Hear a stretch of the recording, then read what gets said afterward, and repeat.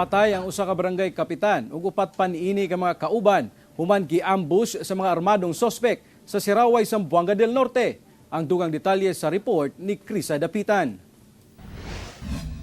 Halos mabulit sa igo sa bala kining pickup truck nga sakyanan human gi-ambush sa Barangay Piña, Siraway, Zamboanga del Norte Huwebes sa hapon. Dead on the spot ang sakay sa pickup nga si Ali Manangka, kapitan sa Barangay Balubuan, Siraway, Zamboanga del Norte, ug ang mga kauban niini nga sila Ani Manangka, usa ka kafgu.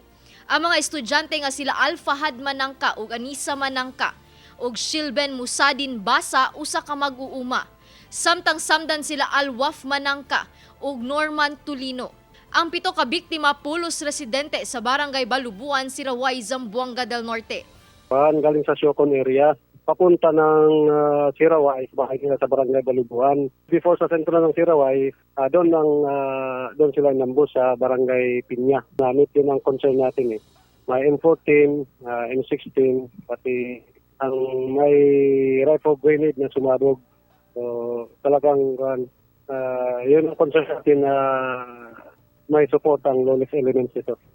Adunay persons of interests ang kapulisan base na usab sa testimonya sa mga naluwas.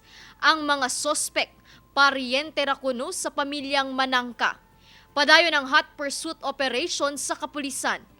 Minonitor nila kasi itong incident, although isolated ito, pero nag-ugat noong 2016 na hidwaan nag-umpisa sa hidwaan sa lupa, hanggang naging family feud.